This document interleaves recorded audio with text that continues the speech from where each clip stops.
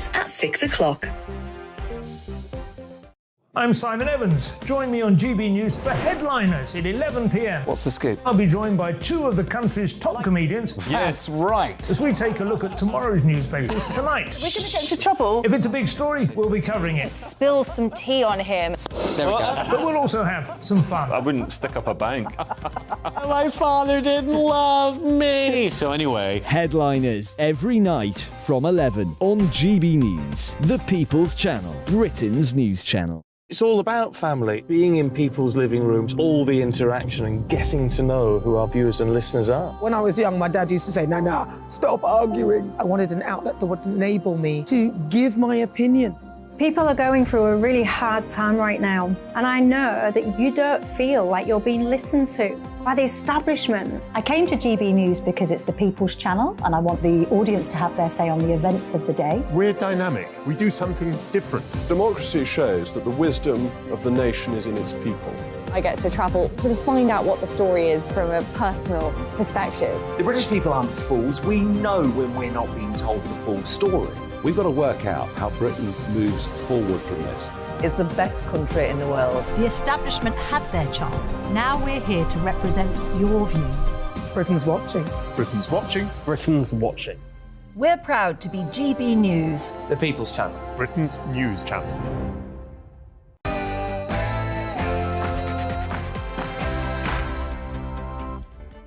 Hello, good evening. I'm Jacob Rees-Mogg. State of the Nation tonight. It's the 20th anniversary of the calamitous Iraq War, and while Boris Johnson is on trial and faces an inquisition, I will be asking why we never saw such an appetite for mutiny under Tony Blair. And there's lots of bureaucracy to get through this evening, everything from the ECHR reconsidering its Rwanda ruling to the UN calling for tighter climate controls. But perhaps most importantly, Vox Populi Vox Day, we asked the people if they cared about Boris Johnson's cake gate. And here's a taste, pun intended, of what they had to say. It's irrelevant. Let's move on. A marvellous palette from the lady there. State of the Nation starts now.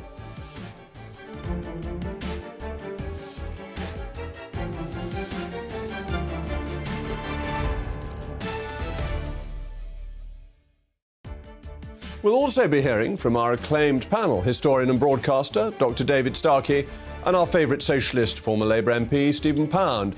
As ever, I want to hear from you. Please get in touch by emailing mailmog@gbnews. Before all of that, as so often, it's been a busy day, and here to keep us up to date is Polly Middlehurst.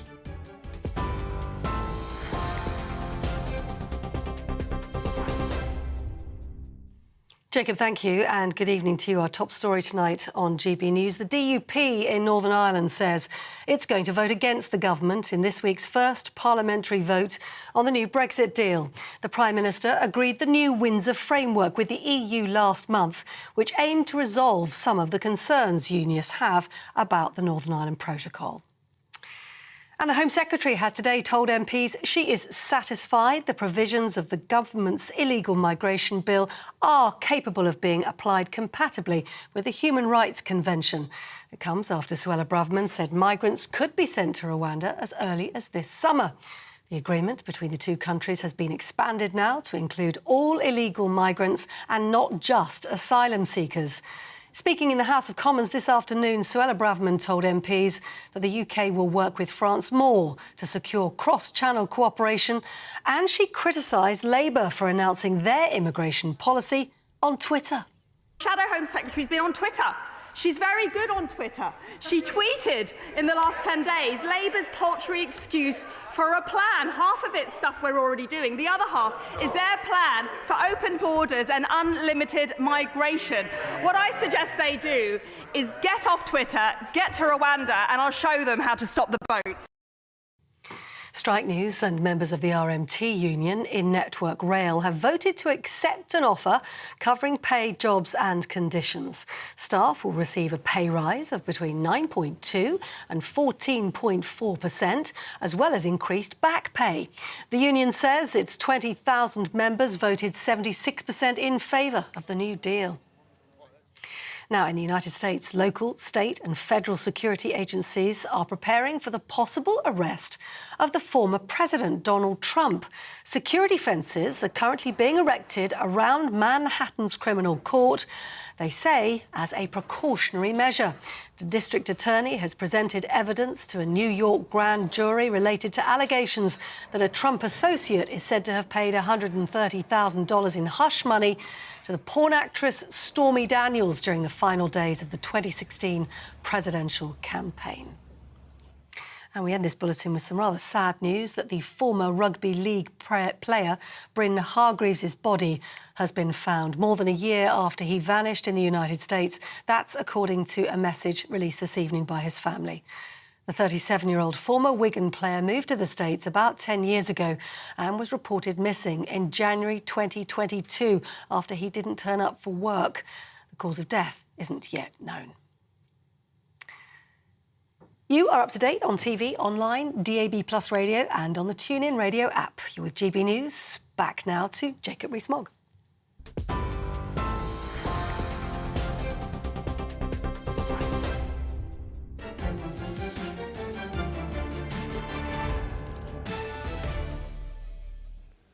Today is the 20th anniversary of the Iraq War. This was a war that everyone supported, that there was support in the House of Commons, there was support across the country. There was a march against it, but the overwhelming majority of the political nation thought that the assurances coming from the government were true and that there was a real risk to this nation from what Saddam Hussein was doing. There was a belief that method of mass destruction existed and that those weapons could be unleashed against us. There was even a suggestion that we were at a 45-minute risk. That was a headline in the Evening Standard. There was, as it turned out, dodgy dossiers, bad information, fake news being produced to justify what the government wanted to do. Now, the government may have wanted to do this in good faith, but it used information that was inaccurate to put its case across. It even had to get its legal advice updated to ensure that it had the legal basis for doing it. That's not unusual. People do go back to their solicitors, but it's worth bearing in mind that the second most senior legal advisor to the government at that time was the then Solicitor General, Harriet Harman, who now, lo and behold, presides over the Privileges Committee, which is looking into something completely different. Not a war that costs UK lives, American lives, and hundreds of thousands of Iraqi lives, a war on a very large scale that was based on information that wasn't actually factual in the end, turned out to be wrong, and that led to no charges against a Prime Minister, no Privileges Committee against a Prime Minister.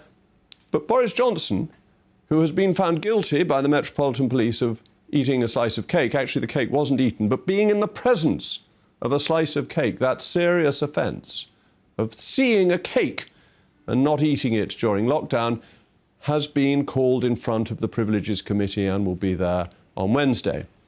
So far, the Privileges Committee, led, as I've already said, by Harriet Harman, who's already tweeted her view of Mr. Johnson, she did this before she took over as chairman, has published its side of the story. It's taken evidence, it's inevitably drawn on Sue Gray's report. Sue Gray, now gone off to join, or heading off to join the Labour Party as Chief of Staff to the Leader of the Opposition, but it hasn't published Boris Johnson's evidence. He's given this evidence. It's in the committee's hands to publish it. It has, so I hear, lots of information in it about what people thought at the time, which is what matters, because ministers talk to Parliament in good faith. They say what they know at the time and what they are briefed about, and I was Leader of the House of Commons at the time. I had to answer questions every week on business questions, and I was told firmly by officials that, quote, the rules were followed at all times, unquote. So other ministers were also being briefed that the rules were being followed. And this evidence, that as yet, hasn't been published. It's in the hands of the committee to publish it. This seems to me to be completely disproportionate when a much bigger mistake never led to equivalent parliamentary action. And I'm not calling for the impeachment of Tony Blair. I happen to think that would be a grave mistake.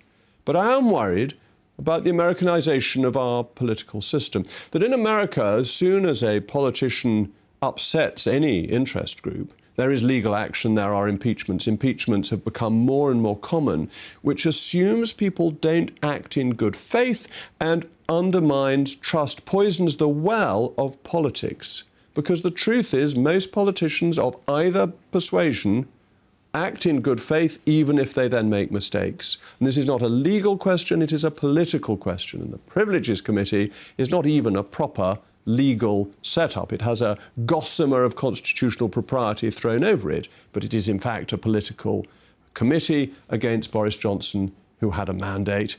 And why is his mandate challenged? Why has it been successfully challenged? Well, of course, it's by the haters of Brexit. The haters of Brexit who never accepted the election result that he achieved and what he did to take this country out of the European Union. So we've got Tupperware versus warfare. Tupperware, parliamentary inquiry, warfare, nothing happens. Which is the bigger crime?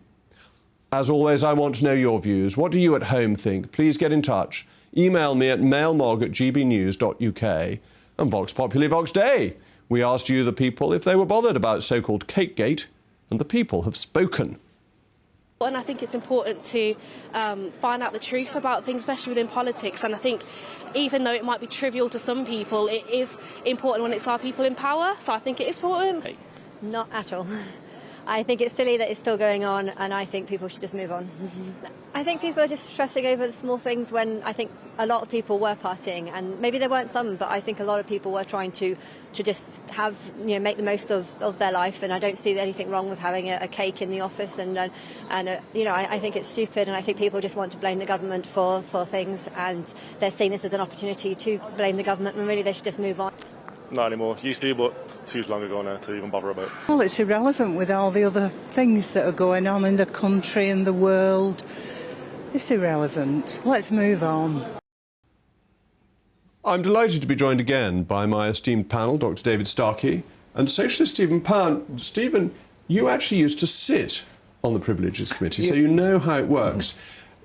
Was it essentially a legal committee, or was it like other parliamentary committees, but with extra legal advice? No. I hate to say, Jacob, I actually profoundly disagree with a lot of the conclusions you're drawing, the way you're connecting some very, very diverse issues here. If I can just briefly touch on Sir Peter Archer and the Attorney General and the information we received in 2003.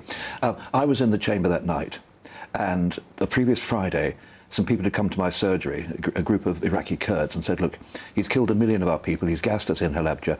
Are you going to do something, or are you going to walk by on the other side of the road, pure as a driven state? And so it was that particular day, we knew that the evidence of the 45 minutes was actually turned out to relate to Akrotiri in Cyprus.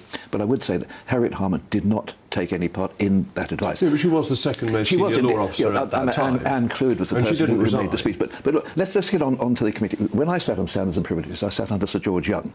Sir George Young, a very, very distinguished senior parliamentarian, a baronet related to I think Black Jack Young, who was the port admiral at Portsmouth around about the early 19th century. But he and I had no disagreement at all, because the way the committee sat was very much objectively. The committee today consists of 7 people. It cannot make a decision, it can only make a recommendation. It can recommend up to, for example, 14 days suspension from the House, which will then trigger the possibility of a recall ballot. But of those 7 members, 2 of them are sea green incorruptibles, I mean, in Charles Walker and Bernard Jenkin. One of them, Andy Warrington South, is very much a red wall Johnsonite, and the next one, Albert Costa, from the famous Italian Glaswegian ice cream family, is a man who has expressed no opinion. No, but the chairman has expressed an opinion, and that's crucial, because there's 2 Labour people. The previous chairman stood down because Charles Walker was, we widely considered him John Burkos. No, Chris Bryant stood down. Sorry, because he had expressed a view. Sorry, I beg your pardon. And Harriet Harman similarly expressed a view. But Yvonne Vervaag, who's the other Labour member, but she's expressed a view too. I don't, only in the most general terms, in as much as any opposition MP would. But look, the issue here is not about cake. It's about whether or not the Prime Minister lied to the House. Now, that is all that it's about. And if it is proved he's lied to the House, then I'm sorry, we have precedent in this country for what then happens. David? I think there are 2 key points, both of which you've sort of glanced over. I think the first is the absolutely deplorable quality of punishing a man twice. Boris Johnson has already paid the price for whatever he did or was thought to have done during lockdown. He lost office. Then to apply a quasi-judicial punishment. You've used the word impeachment. Once upon a time in British politics, every time a politician fell, he was pursued judicially by a process known as impeachment, which had a single function. First, to destroy his life, then that elides, that goes, but to make sure he can never stand for office again. Now, the plain truth is that under all the smooth language, did you notice Stephen suddenly ceased being bouncy? He became tremendously serious and confidential. He suddenly put on a wig of seriousness, totally false. I'm often tempted to put on a wig, I have to say. It would improve, but that's another matter. But the important thing is, this is a deliberate attempt at excluding Johnson from public life and is deplorable. Just one second. Let us then look at the kind of evidence that the committee will be taking and look at the defence that we've already heard Johnson make. Johnson made the defence that all his professional advisors, that's to say the staff of Downing Street, the expert staff of Downing Street, said basically what we're doing is fine. Can I tell you, I think there is overwhelming evidence that what the Prime Minister said is right. Can I tell you why I think that's the case? Can we look at the two most egregious parties, neither of which, by the way, Boris was present at? One of them was the famous karaoke party. Do you know, gentlemen, either of you, who organised the karaoke party? This is the June party. Well, I happen to know that it was in the Cabinet Office, which isn't even in Downing Street. Let me explain. It's much more dramatic than that. It is, with the door going through. Yeah. It was actually organised by Sue's successor, Sue Gray's successor. It was organised by Helen McNamara, who is, as you know, the head of propriety and ethics. So she thought it was all right to have a karaoke party. It does put a slice of cake into perspective. Shall we look at the other outstanding party, which Sue Gray, wearing now the mantle of righteousness, said was the most disgraceful, the most drunken. This was the one just before Christmas, where they brought in wine by the suitcaseful. It was also where two of the attendees, male of course, got so drunk that they squared up to each other. Do you know who organised that party? Kate Joseph, who is was the head of the COVID unit, the woman actually responsible for drawing up the rules. Now, if the House committee has not taken into account this, what has it been doing? And Stephen, to bring you back in, David's right, isn't he? This is a historic style of impeachment that is there to bring down a politician who's been too successful and his political enemies are finally trying to stitch him up. You know, the standard for impeachment in this country is the trial of Warren Hastings, who wasn't a politician. He was far more powerful than any politician. And, the impeachment trial took place in Westminster Hall. And this is not America, this is not Trump, although I have to say that there's certain echoes at the present time. But look, the Metropolitan Police considered the evidence and they decided to issue a fixed penalty notice. As far as notoriously balanced, impartial, absolutely pure body. Including to the sitting Prime Minister, and everyone thought the cake penalty was a joke, that somebody going into a room where they were working and a cake being there getting a fine was absurd. Nobody thinks that was sensible. I'm slightly with Conor Burns on that one. I mean, he said the Prime Minister had been ambushed by a cake. But some of the language that Dr. Starkey used earlier on about Sue Gray saying that this was the sort of the depths of drunkenness, she never said that. She never used the word drunkenness in any of the reports she made, private or public. So she didn't make that. She did. She never used that word. You're absolutely wrong, and I challenge you. You are wrong. There was the full description of that. It was the supporting evidence was published in whatever the Civil Service Journal. I have read it. I have looked at it. It is unimpeachable, which is one of the reasons that Kate Joseph was actually suspended as the Chief Executive of Sheffield City Council. So can we just take these things? Why, where there is manifest evidence of totally disgraceful civil service behaviour, in your lights by the people who were in charge of the rules. How can they possibly have given Boris any contrary advice if they were behaving like that themselves? Come on, Stephen, it's the biggest stitch-up since the Bio Tapestry. That's the point. It's a good line. I think Dennis Skinner used for the first time. But look, there's no need to destroy Boris Johnson's political career. He's done it himself. Boris Johnson is not a threat to anybody in this country except himself, by and large. So this is not the idea of the whole machinery of some ghastly left-wing civil service. What it is an attempt to discover the truth, because if we... virtue! My dear, a politician... When politicians talk about virtue, the rest of us count our spoons. Well, I'd better leave David and Stephen to count the spoons, no doubt proper silver ones, not certainly simply plated. But please don't forget to let me know what you think at mailmog at GBNews. After the break, humanity is on thin ice, perhaps literally, according to the UN Secretary-General. Haven't we had enough of unelected bureaucrats? Come back and talk about bureaucracy with me.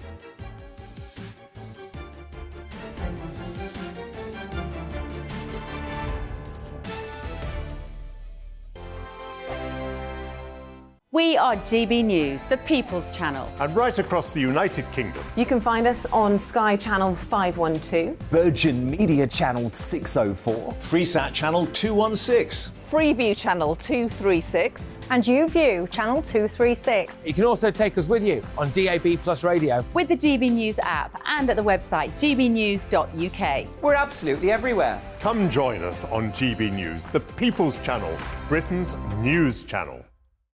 Monday to Thursday, 9 p.m. till 11 p.m. Join me, Dan Wootton. I'll bring you the sharpest takes and hottest debates. Do you not believe in prison? I don't believe in prisons. I'm completely stunned. I guarantee you there'll be no spin, no bias, no censorship. I actually was personally quite offended by it.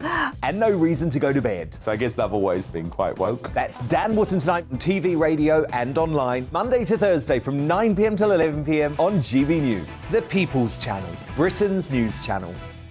Hello, I'm Michelle Dewberry, and you can join me every weekday 6 till 7 on Jubes and Kerr. You're an inspiration to us all. Click that bit up. Well, you are. That's my ringtone. My political ambitions those days are gone, I can tell you. She's only teasing. Go on. He's probably going to want to lay down now. I'll give him 2 minutes to have one. Let's respectfully disagree. That's what we like on Jubes and Kerr. Come and join us. GB News, the People's Channel. Michelle Dewberry, weekday evenings at 6 o'clock. I'm Simon Evans. Join me on GB News for Headliners at 11 p.m. What's the scoop? I'll be joined by two of the country's top comedians. That's right. As we take a look at tomorrow's newspapers tonight. We're going to get into trouble. If it's a big story, we'll be covering it. Spill some tea on him. There we go. But we'll also have some fun. I wouldn't stick up a bank. My father didn't love me. So anyway, Headliners every night from 11 on GB News, the People's Channel, Britain's news channel. It's all about family, being in people's living rooms, all the interaction and getting to know who our viewers and listeners are. When I was young, my dad used to say, no, stop arguing. I wanted an outlet that would enable me to give my opinion. People are going through a really hard time right now, and I know that you don't feel like you're being listened to by the establishment. I came to GB News because it's the People's Channel, and I want the audience to have their say on the events of the day. We're dynamic. We do something different. Democracy shows that the wisdom of the nation is in its people. I get to travel to find out what the story is from a personal perspective. The British people aren't fools. We know when we're not being told the full story. We've got to work out how Britain moves forward from this. It's the best country in the world. The establishment had their chance. Now we're here to represent your views. Britain's watching. Britain's watching. Britain's watching. We're proud to be GB News, The People's Channel, Britain's news channel.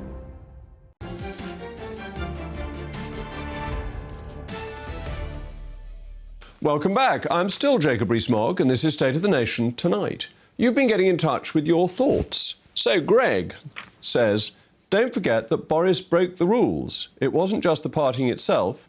The partying blatantly took the mickey out of the people he was supposed to represent. But Elizabeth says Blair misled Parliament over Iraq and over Kosovo. There was no casus belli in either case. Today, the usurper is misleading Parliament over the Windsor Framework, pretending it does the opposite of what it does. Well, we'll find out tomorrow from Bill Cash's great report. Yet Boris is being tried in a kangaroo court for misleading Parliament when he didn't. And I think that's absolutely spot on. So thank you, Elizabeth. The UN Secretary-General, who, like my guest, Mr. Stephen Pound, is a socialist, has today urged developed nations such as the United Kingdom to move their targets for net zero to 2040, 10 years earlier than agreed. A new report by the Intergovernmental Panel on Climate Change, known to its friends as the IPCC, has suggested that the world has the money and the means to tackle climate change, but it's working at a snail's pace. The report states that public and private financial flows in fossil fuels still exceed those for clean energy. But it's just emerged that our Chancellor, Mr. Hunt, has decided to spend £20 billion of your money into carbon capture, one of our ways to meet net zero. Can we really afford to be promising even more money to meet the new 2040 target? Well, I'm delighted to be joined by the leader of the Climate Party, Ed Gamble. Ed, well, first of all, thank you very much for joining me this evening and to put your view. You think the UN is right and that we must go to 2040, but I suppose the question is, can we afford it and have we got the technology yet? OK, I think there's a bit of a double question here. Let's take the second one before we go back to the first one.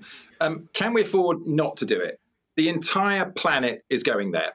Everybody set targets. All of the countries are trying to get there already. And now we've seen that the UN is asking us to pull forward those targets. That is where we're all going. This is the biggest commercial opportunity on the planet, Jacob. We've got to be at the front driving it. We have to be Britain at the front driving the decarbonisation revolution, not at the back. And then we'll see prosperity coming to us rather than to other countries of the world that get on and do the work. But this isn't what's happening so far. If you look at our steel industry, we've been pricing it out of the market by having much higher energy prices than other countries, then importing from other countries, increasing the carbon footprint of the goods we're using because of the imports. So that's really the point. Can we afford it with the economy that we've got to get to net zero by 2040? I think we certainly can. And I think let's take it a step further. I mean, if we want to lead the pack, the whole point of this is to get at the front of the pack, get the economy working for us, put the city on the front foot. It's been losing out through a lot of things that have been happening both in America and the European Union. The city is on the back foot at the moment. Let's put it at the front of climate financing. Let's bring our own target forward, take first mover advantage and go 2030. So let's not go 2040, stay with the pack, compete with them on everything. Let's get at the front. That's what Britain does well. We lead from the front, we get there, and then we will do all of the innovation, both in the engineering and eco-tech spheres, and in cement, and in steel, and we'll make the investment. Private enterprise will get in there and make the investment, and the city is going to be looking forward to financing it. But aren't there two issues there? One is the technology ready? Can it be rolled out? That things like ground heat sources, we'd have to install them at such a rate to get even close to the targets that we've got already. 2040 only 17 years away, 2030 only 7 years. Are we ready technologically to do it in such a short time span? Well, we are. I mean, all of the experts keep telling us that all the technology is there. The IPCC has again repeated it actually in this report and said that all the technologies are out there. We need to get the political will and we need to get the finance firepower behind it to make it happen. Look, going back to World War II when we had to do it, ships that were taking us maybe a couple of years to build before we got into World War II, we were building in around 40 days in the middle of the war. Look at what we did on COVID when we had to do it. We then get on with it. We may make mistakes as we go along, but we get on with it and we do the best we can, and then we can lead. And that's what we've got to do now. We don't want to wait, drag our heels, be behind Germany, pay the Chinese for our solar panels. Let's get on and do it here. Let's have us as the entire leaders of this, not the laggards. Well, thank you, Ed. And that's a very rosy scenario. I think you're more of an optimist than I am, but thank you very much for joining me this evening. Still ahead, more bureaucracy, I'm afraid to say. But it could be good news. The ECHR may be performing a U-turn on Rwanda, back in one of Kipling's unforgiving minutes.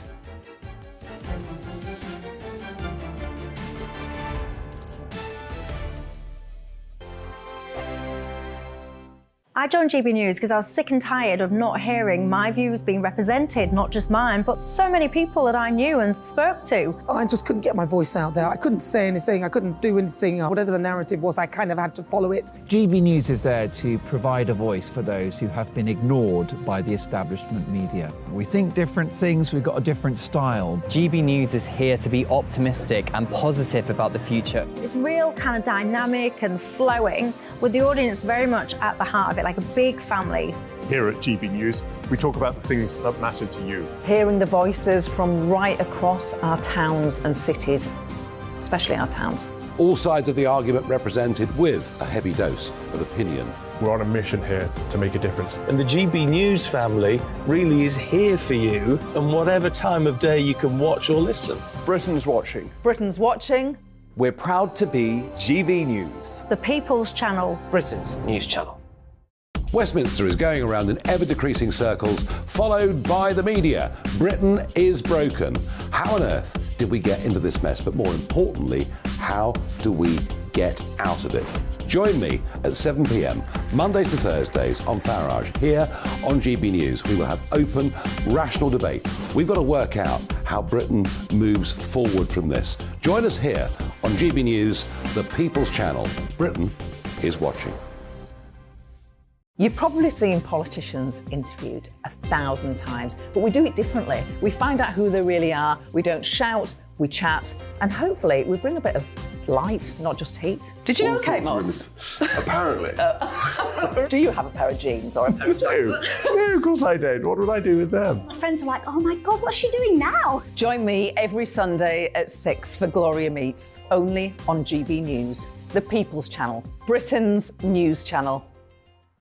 I'm Jacob Rees-Mogg, the Member of Parliament for North East Somerset and a former government minister. For years, I've walked the corridors of power in both Westminster and the City of London. I campaigned in the largest democratic vote in our island's story. I know this country has so much to be proud of. We need to have the arguments, the discussions on how we make it better. The wisdom of the nation is in its people. Vox Populi, Vox Dei. That's why I'm joining the People's Channel. Join me Monday to Thursday at 8 p.m. on GB News, Britain's news channel.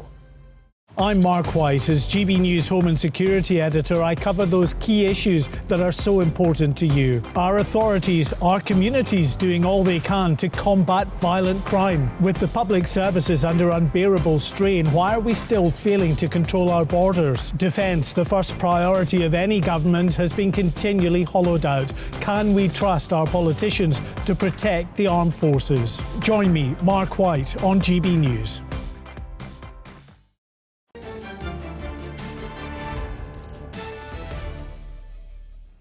Welcome back to State of the Nation. I remain Jacob Rees-Mogg, and you've been getting in touch with your male Moggs. Alan, the IPCC report has been destroyed by the NIPCC report. Climate change is another financial scam to the taxpayer. With all these CCs, we'll get the NSPCC involved in a moment. But Frank says the IPCC are insisting, as they have done for all of my 27-year-old nephew's life, that we're all doomed. Well, there's someone in Dad's army who used to say we're all doomed. Private Fraser. Thank you. And must act now to save the world from imminent climate change Armageddon. The Office for Budget Responsibility has at long last done initial costing of £1.4 trillion. Mind you, the ABL's figures are always wrong, probably more than that. That's about £51,000 extra for every one of the 27 million households in the UK. So Frank says, please inform viewers of this expense. Well, I think I've just done that. That's an awful lot of money. Our economy is a little over £2 trillion. So 1.4 trillion, you're heading towards 70% of the UK economy to do this.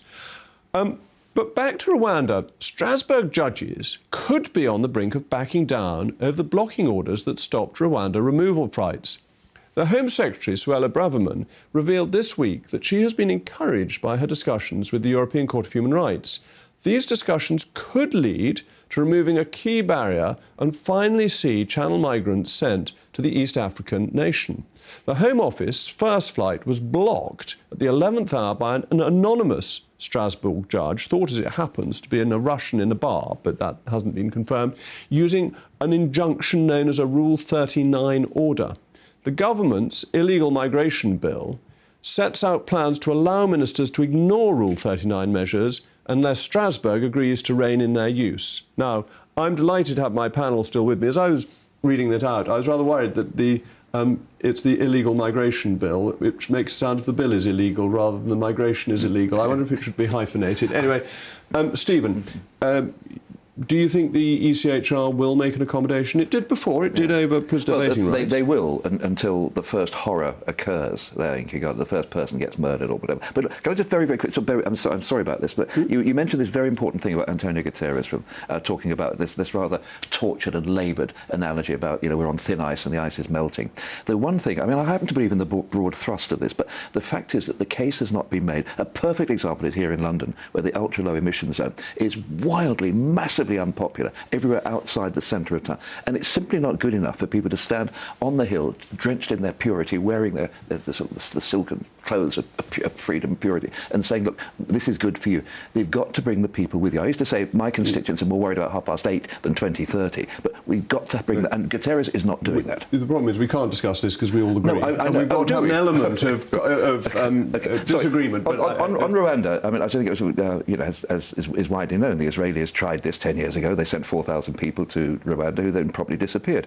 I think your point about the European courts in Strasbourg, I think they could well come to an accommodation because they very much doubt that anything will happen after. Do you honestly think that we're going to be taking 8, 9, 10-year-old children onto planes and taking them to Kigali? I just don't see it. But it's very rarely children coming over. 70% are adult males, aren't they?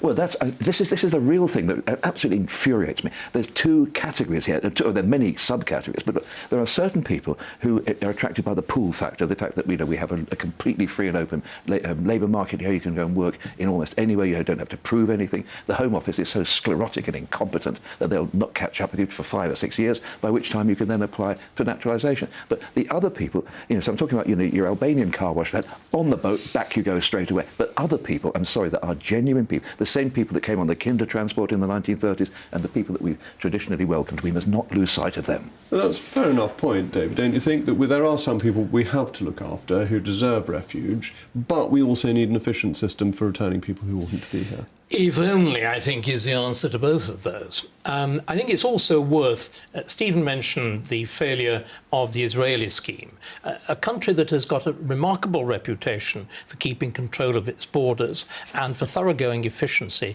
namely Denmark, is actually using Rwanda at the moment, and apparently doing so, as it were, within Denmark, uncontroversially and efficiently.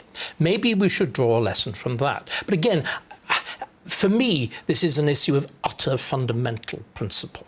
The defiance of our frontiers by boat after boat, as it were, carefully helped over by the Royal Navy, carefully helped over by the Royal National Lifeboat Institution, is frankly a scandal and a disgrace. It's a scandal and a disgrace to everybody who's ever had to go through security at an airport and frequently semi to be strip searched. It defies the absolute principle of the sanctity of frontiers of a nation state and the kind of noises. But we can't let people drown in the channel. We've got to rescue them if there is. I'm sorry, I'm tempted. Come on, you can't say we can't rescue people who are at risk of drowning.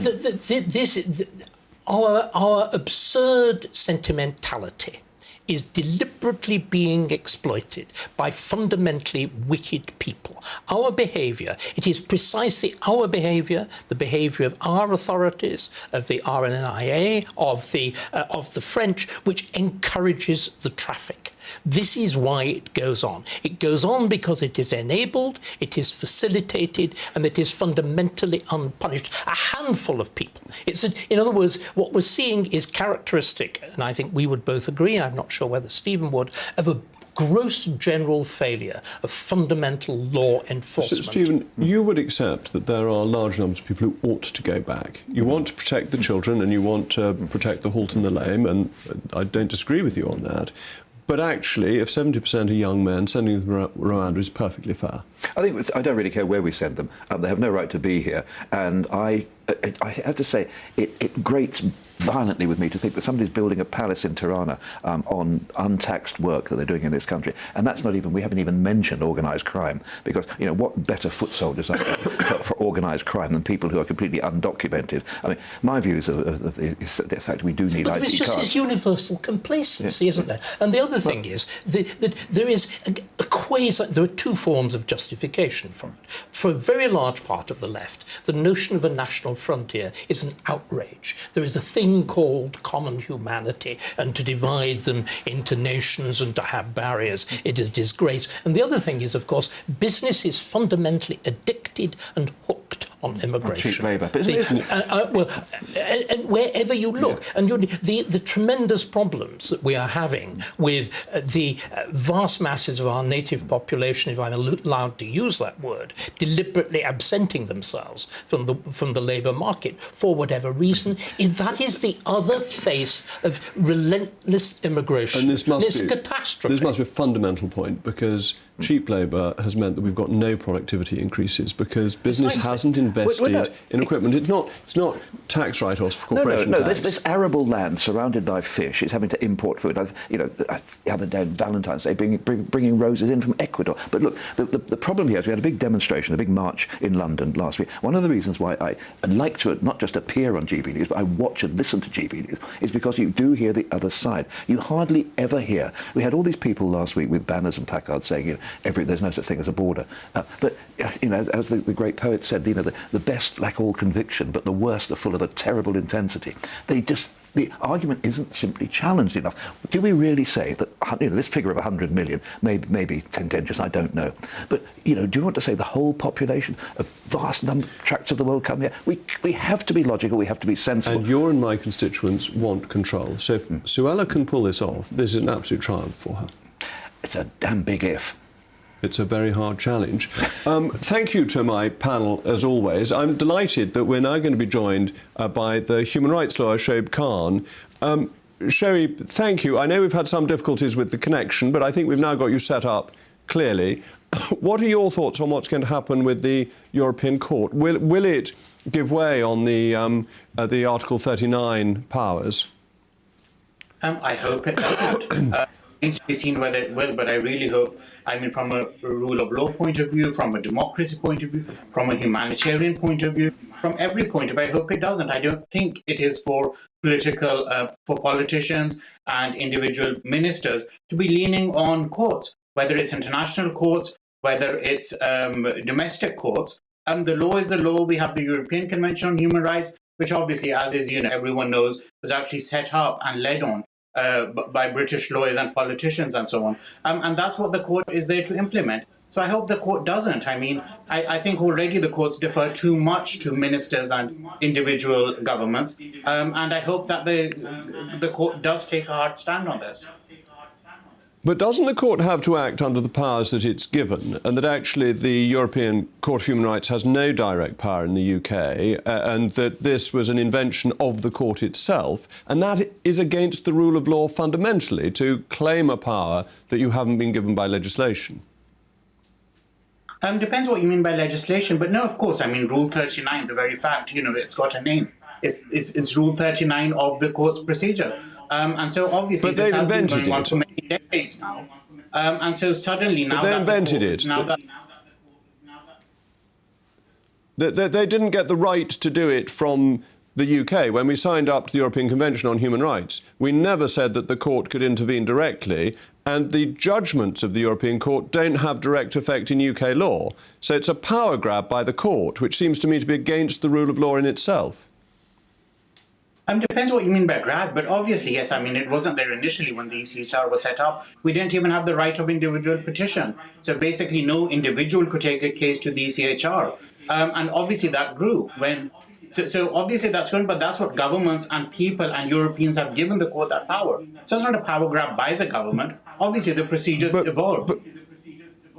OK, but the individual petition was a right that the UK Parliament gave to individuals in the UK and empowered the court. It never gave it the right to issue injunctions. That was purely invented by the court.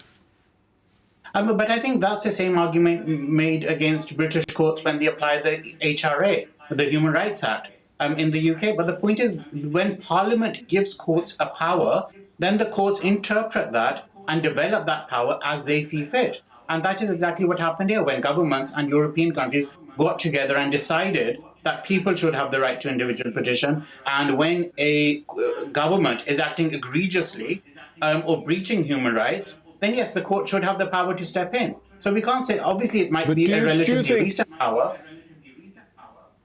But as a final thought, do you think it's democratic when the courts take powers that they haven't been given by the democratic arm of a state?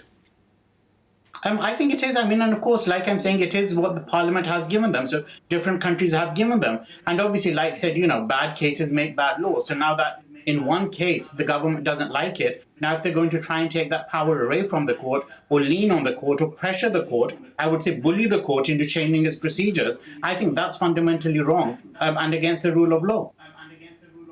Well, Shab, thank you so much for joining me. It's much appreciated you stuck with us in spite of the technological problems. Coming up next, slightly less bureaucratic, will Brexit finally be done? The Northern Irish Unionists are not happy. Find out why after the break. And until then, keep Mogg on the box.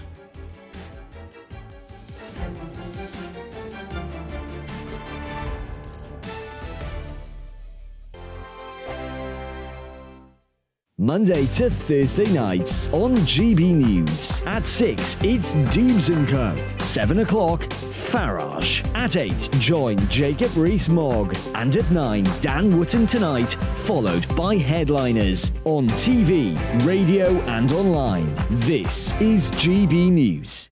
First and foremost, I am a GB News fan, and I was before I was working here. Just love the fact that we're asking the questions that a lot of establishment media won't ask. With a bit of a twist, we not only want to inform you, but we want to keep you entertained. It's worth the drive because you get in and the team's all ready and waiting, they're itching to go, and it's a proper little family. GB News is the People's Channel. It's the audience that makes the programme sing. We're giving our viewers and our listeners a voice. I see the thousands of your letters, tweets, emails, you name it, coming in. Britain is broken. How on earth did we get into this mess? But more importantly, how do we get out of it? The establishment had their chance. Now we're here to represent you. It's time for something different. It's time for GB News. I'm very patriotic. I believe in Britain. Our best days lie ahead. Britain's watching. Britain's watching. Join us here on GB News. The People's Channel. Britain's news channel. Join me, Patrick Christie's, Monday to Friday, 3 till 6. We tackle the day's news agenda like you've never seen before. It's high tempo, high octane, the most controversial topics, and the best guests. You will not be able to take your eyes and ears off it. I'm not afraid to ask the questions that you really want answered. 3 till 6 p.m, Monday to Friday on GB News, the People's Channel, Britain's news channel. GB News has its own late-night paper preview show, Headliners, where comedians take you through the next day's top news stories. You don't have to bother reading the newspaper, we've got it covered for you. Headliners, every night at 11 p.m, and repeated every morning at 5 a.m. We won't send you to sleep like some of the other paper review shows out there. GB News, the People's Channel, Britain's news channel. Join me, Camilla Tominey, on Sunday mornings from 9:30, taking the politicians to task and breaking out of SW1 to see how their decisions are affecting you across the UK. Bursting the Westminster bubble every Sunday morning, only on GB News, the People's Channel. Britain's watching. I'm Michael Portillo. Join me on GB News on a Sunday morning for topical discussion, debate, arts and culture, and sometimes even ethical dilemmas. I don't always agree with you, Michael. Michael Portillo, Sundays on GB News, the People's Channel, Britain's news channel. I'm Andrew Doyle. Join me at 7 o'clock every Sunday night for Free Speech Nation, the show where I tackle the week's biggest stories in politics and current affairs with the help of my 2 comedian panellists and a variety of special guests. Free Speech Nation, Sunday nights from 7 on GB News, the People's Channel, Britain's news channel.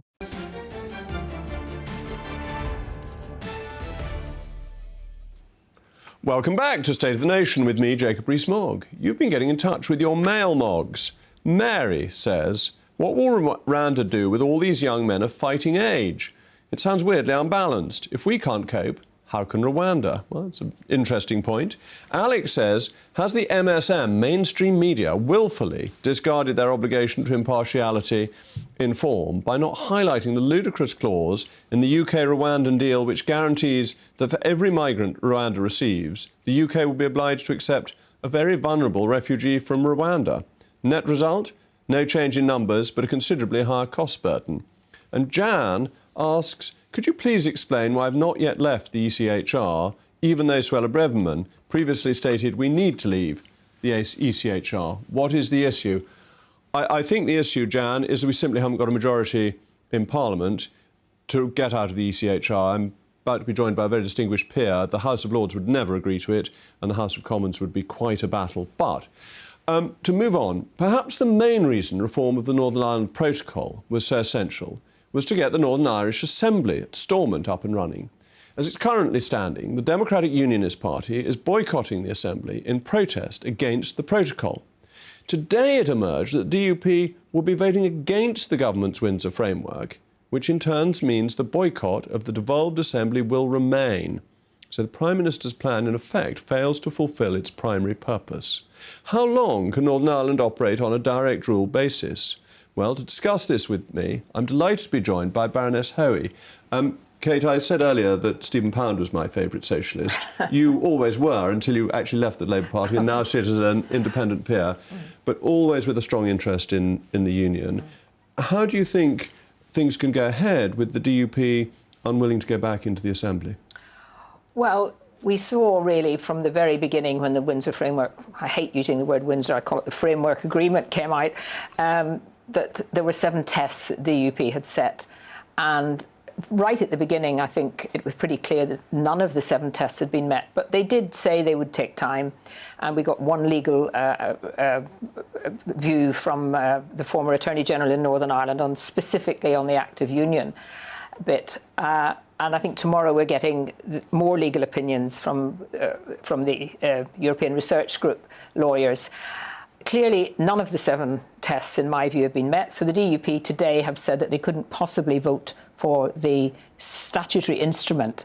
And this is very interesting because it's only coming as one specific aspect of the agreement, and that is the Stormont Lock. But I think the Prime Minister has very clearly said that, or Downing Street have said that it may only be the Stormont Lock, but they're taking it as being a vote for or against the whole of the new agreement. So the DUP will be voting against. I think they're under huge pressure. There's no doubt about it from everyone. Well, and from the TUV, so they've got people who are putting pressure on them, another Northern Ireland party that wants the DUP to be very robust, and if they're not, they're worried about losing votes to the TUV. Well, yes, but I was actually, the TUV came out very clearly at the beginning, they were against it, but they're under a huge pressure from the establishment in Northern Ireland, from the Northern Ireland office, from the Americans, from the Irish government, from many people within the Conservative Party, and of course the Labour Party has come out in favour of the Windsor Agreement without even having read it. And then when they read it, I think they're automatically going to vote for it on Wednesday. So it will get through Parliament on Wednesday, but we'll still not have a devolved and we've Assembly. always said, and I did many of the campaign anti-protocol rallies in Northern Ireland, you can't have both. You can't have the protocol and you can't have devolution together. The government has to decide. Now, it looks like Rishi Sunak has decided that he doesn't really want to preserve the union, because what this is doing, the protocol did none of the changes, there's a little bit of tinkering, but none of the changes have changed the fundamental issue, which is Northern Ireland is being set apart from the rest of the United Kingdom. And Jacob, we had one ballot paper, the United Kingdom to leave. So let's take Green Lane. If you go abroad and come back into the UK and you go through the Green Lane at customs, how many forms do you have to fill out? None. If you use the Green Lane to send goods to Northern Ireland, how many entries do you have to make on a piece of paper? Well, they've made a great thing that it's fewer, but it's still going to be 21. Plus, of course, even things like taking your pet, you're still going to have to fill in a form and say you're not going to take it on into the Republic of Ireland. And I asked questions: how are they going to, how are they going to kind of follow the dog, right across? It's just ridiculous. And I'm afraid that the Prime Minister, very stupidly, I have to say, sold it to people as if this was the absolutely wonderful. It had changed everything and it hadn't. Well, the thing that worries me is that the vote, as you said, is being set on the whole protocol rather than on the individual item, because it seems to me the individual statutory instrument, a break being introduced, is better than what previously existed. It's better to have a break, even if it's very hard to use, than no break at all. But that if it's about the whole protocol, then you may have to be at least giving a degree of approval to something you don't actually like. Yes, and that's why I genuinely hope that any Member of Parliament who calls themselves a Conservative and Unionist Member of Parliament couldn't possibly vote for it on Wednesday. Now, I understand, you know, elections coming up, parties want to be united, but this is, you know, it's going to go through because of the Labour vote. Surely this is an opportunity for members of Parliament, the Conservative Party, to really show that they're prepared to actually stand up for the union. They don't get many chances to actually vote that means that. And I think that that will actually go down very well with those 17.5 million people who thought that Brexit was done. And it isn't going to be done. It's not going to be done. This might, you know, Rishi Sunak might think this is sort of putting things off for a little bit and it's going to help. It's not going to bring back devolution. Because all the changes in the framework are being made in European law, and therefore, if we diverge in GB, they could then change their law so we couldn't send goods freely to Northern Ireland. Well, and this is what I think more of Conservative MPs are beginning to realise, that this doesn't just affect Northern Ireland. This is actually really bringing in a very subtle way. I mean, the EU officials are very, very clever, and they seem to out-clever our officials. And it's actually bringing the whole of the United Kingdom, the rest of that's not in the protocol, much, much closer to the European Union, which of course is what many, many people, particularly in the Labour Party, have wanted to see. So this is, you know, a really important vote. And even if it's lost, it's not the end of the matter, and devolution will not be back. And I think the government is going to have to look at a form of going back to some kind of direct rule, which is, frankly, I said it many times, people aren't waking up in the morning in Northern Ireland saying, please bring back our assembly, we're missing it. The tentacles of the EU may get back across the Irish Sea from Northern Ireland to GB. But thank you, Kate. Very grateful to have you on board, but that's all from us. Up next is Dan Wootton.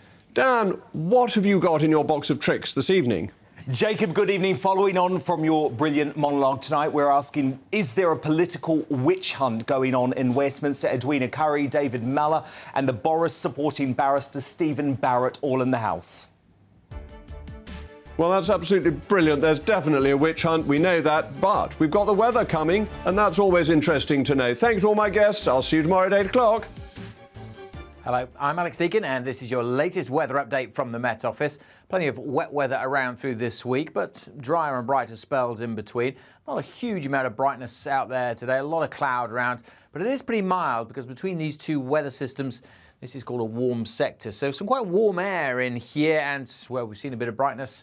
Temperatures have been jumping up into the mid, even high teens in a few places. But we do have wet weather from those weather fronts pushing across Scotland, in through Northern Ireland, and another spell of rain coming into Wales and the southwest. A few showers further east, but many places dry this evening till this rain band works its way to the east overnight. Behind that, there'll be a few breaks in the clouds, some clearer spells. But the mild air persists overnight, so temperatures staying at 9 or 10 Celsius in some towns and cities. As for tomorrow, well, overall, it's a similar kind of day, but it should be a bit brighter, I suspect. Some early rain across eastern England, staying pretty damp across the Northern Isles for much of the day. And then we'll see some showers for southwest Scotland, northern England, spreading to the east. Could even see one or two heavy ones, maybe even a thunderstorm, most likely over the Pennines. Further south and west, though, not too many showers. Better chance tomorrow of seeing some sunshine, some blue sky. And the air is still mild, so temperatures will be up into the teens once more. 15, 16 is possible. Cooler as the breeze starts to pick up, and more rain pushes into Northern Ireland come the afternoon. That is a spell of wet and windy weather that swings across all areas during Tuesday night. Some brighter colours there in the west. There will be some heavier bursts of rain, at least for a time. This rain then around on Wednesday morning, clearing away from Scotland, although lingering in Shetland, and clearing away from the southeast by the afternoon too. Many places then brightening up again through Wednesday with some spells of sunshine, but a few showers are likely to develop through the day. Quite a gusty wind on Wednesday, a blustery, boisterous kind of day, and not quite as mild, but still temperatures 10 to 13 or 14 Celsius.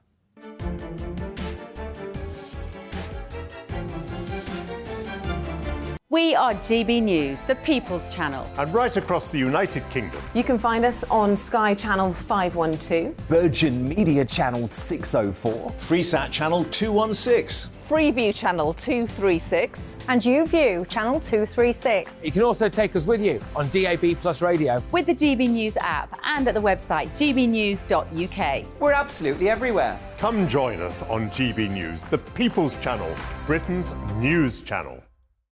Monday to Thursday, 9 p.m. till 11 p.m. Join me, Dan Wootton. I'll bring you the sharpest takes and hottest debates. Do you not believe in prison? I don't believe in prison. I'm completely stunned. I guarantee you there'll be no spin, no bias, no censorship. I actually was personally quite offended by it. And no reason to go to bed. So I guess they've always been quite woke. That's Dan Wootton tonight on TV, radio and online. Monday to Thursday from 9 p.m. till 11 p.m. on GB News. The People's Channel, Britain's news channel. Hello, I'm Michelle Dewberry, and you can join me every weekday 6 till 7 on Jubes and Kerr. You're an inspiration to us all. Clip that bit off. Well, you are. That's my ringtone. My political ambitions those days are gone, I can tell you. She's only teasing. Go on. He's probably going to want to lay down now. I'll give him 2 minutes to have one. Let's respectfully disagree. That's what we like on Jubes and Kerr. Come and join us. GB News, the People's Channel. Michelle Dewberry, weekday evenings at 6 o'clock. I'm Simon Evans. Join me on GB News for Headliners at 11 p.m. What's the scoop? I'll be joined by 2 of the country's top comedians. That's right. As we take a look at tomorrow's newspapers tonight. We're going to get into trouble. If it's a big story, we'll be covering it. Spill some tea on him. There we go. But we'll also have some fun. I wouldn't stick up a bank. My father didn't love me. So anyway. Headliners every night from 11 on GB News, the People's Channel, Britain's news channel. It's all about family, being in people's living rooms, all the interaction and getting to know who our viewers and listeners are. When I was young, my dad used to say, no, stop arguing. I wanted an outlet that would enable me to give my opinion. People are going through a really hard time right now, and I know that you don't feel like you're being listened to by the establishment. I came to GB News because it's the People's Channel, and I want the audience to have their say on the events of the day. We're dynamic. We do something different. Democracy shows that the wisdom of the nation is in its people. I get to travel, sort of find out what the story is from a personal perspective. The British people aren't fools. We know when we're not being told the full story. We've got to work out how Britain moves forward from this. It's the best country in the world. The establishment had their chance. Now we're here to represent your views. Britain's watching. Britain's watching. Britain's watching. We're proud to be GB News, The People's Channel, Britain's news channel.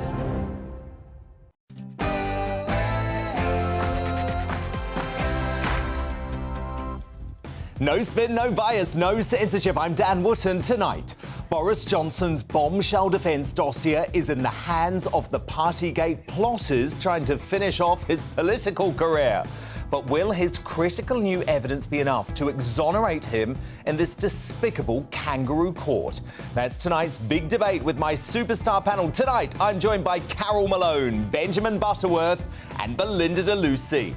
Then in the clash, I'll ask a lineup of top political experts, including Tory grandees Edwina Currie and David Mallow, and Boris supporting barrister Stephen Barrett, if they agree that there's a Westminster witch hunt against the former PM.